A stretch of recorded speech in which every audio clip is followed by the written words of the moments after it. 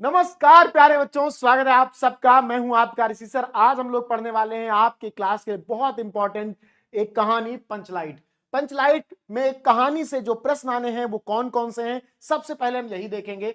सारांश पूछा जाता है, पंचलाइट कहानी का उद्देश्य पूछा जाता है, पंचलाइट कहानी की भाषा शैली पूछी जाती है, पंचलाइट कहानी कथा वस्तु, कहानी के मुख्य पुरुष पात्र का चरित्र चित्रण, कहानी के मुख्य स्त्री पात्र का चरित्र चित्रण, आंचलिक कहानी क्या है, ये सारे प्रश्न पूछे जाते हैं। इन्हीं प्रकार के प्रश्न आते हैं। आपको 80 शब्दों में लिखना होता है बेटा, और ये इसमें आपको 5 अंक मिलते हैं। तो सभी लोग ध्यान दें, ये क्लास आपकी 10 से 12 मिनट की होने वाली है, 10 मिनट मैक्सिमम, और आप इस क्लास को पूरा लास्ट तक करेंगे तो फिर आपको इस क्लास को करने की जरूरत नहीं पड़ेगी, ये कहानी आपकी तैयार हो जाएगी। तो सभी लोग सेशन को लाइक कर लो, चैनल को सब्सक्राइब कर लो और जुड़ जाओ हमारे साथ। ये कहानी आज हम पूरी करते हैं और आपको 5 अंक आपके पक्के करवा के देते हैं। कहानी को शुरू से शुरू करते हैं। कहानी के पात्र कौन कौन से हैं? तो गुलरी काकी हैं, जो मुनरी की मां है। मुनरी है जो साधारण ग्राम बाला है और गुलरी काकी की बेटी है। गोधन है जो गांव का साधारण व गुणवान व्यक्ति है, जो मुनरी से प्रेम करता है।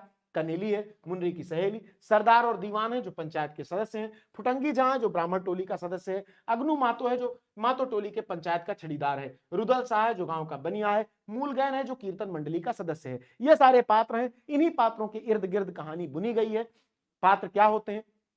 कहानी में जो कैरेक्टर्स होते हैं, जो लोग होते हैं, उन्हीं को पात्र कहते हैं। ठीक है, अब हम लोग एक एक प्रश्न से डील करेंगे। जो प्रश्न मैंने आपको यहां बताए हैं उन्हीं प्रश्नों से हम यहां एक एक करके डील करेंगे, एक एक प्रश्न समझेंगे। पंचलाइट कहानी का सारांश देखते हैं सबसे पहले। तो कहानी में बिहार के एक पिछड़े गांव को के परिवेश को का सुंदर चित्रण प्रस्तुत किया गया है। मातो टोली में अशिक्षित लोग हैं। उन्होंने रामनवमी के मेले से पेट्रोमैक्स खरीदा है, जिसे वे पंचलाइट कहते हैं। पंचलाइट को ये सीधे साधे लोग सम्मान की चीज समझते हैं। पंचलाइट को देखने के लिए टोली से सभी बालक, औरतें और मर्द इकट्ठा हो जाते हैं। सरदार अपनी पत्नी को आदेश देता है कि शुभ कार्य को करने से पहले वह पूजा पाठ का प्रबंध कर ले। सभी उत्साहित हैं, परंतु समस्या उठती है, पंचलाइट जलाएगा कौन? सीधे साधे लोग पेट्रोमैक्स को जलाना भी नहीं जानते। इस टोली में गोधन नाम का एक युवक है। यह गांव की मुनरी नामक एक युवती से प्रेम करता है। प्रेम की बात तो आप लोगों को काफी अच्छे समझ में आती है। मुनरी की मां ने पंचों से गोधन की शिकायत की थी कि वह उसके घर के सामने से सिनेमा का गाना गाता हुआ निकलता है। इस कारण पंचों ने उसे बिरादरी से निकाल रखा है। मुनरी को पता है कि गोधन पंचलाइट जला सकता है। वह चतुराई से यह बात पंचों तक पहुंचा देता है। पंच गोधन को पुनः बिरादरी में ले लेते हैं। वह पंचलाइट को जला देता है। मुनरी की मां गुलरी काकी प्रसन्न होकर गोधन को शाम के भोजन का निमंत्रण देती हैं। पंच भी अति उत्साहित होकर गोधन को कह देते हैं, तुम्हारा सात खून माफ, खूब गाओ सलीमा का गाना। पंचलाइट की रोशनी में सब लोग भजन कीर्तन करते हैं तथा उत्सव मनाते हैं। यह इसका सारांश है, जो आपको 80 से 100 शब्द में लिखना है, और ये 80 से 100 शब्द में ही है, ज्यादा नहीं है। अगला प्रश्न क्या है बेटा? अगला प्रश्न हम लोग ध्यान से देखते हैं। अगला प्रश्न है हमारा, पंचलाइट कहानी का उद्देश्य। कोई कहानी क्यों लिखी जाती है? तो फणीश्वर नाथ रेणु हिंदी साहित्य जगत के सुप्रसिद्ध आंचलिक कथाकार हैं। आंचलिकता क्या है, यह भी आगे मैं बताऊंगा। ग्रामीण अंचलों से उनका निकट का परिचय है। बिहार के अंचलों के सजीव चित्र उनकी कथाओं के अलंकार हैं। पंचलाइट भी बिहार के परिवेश की कहानी है।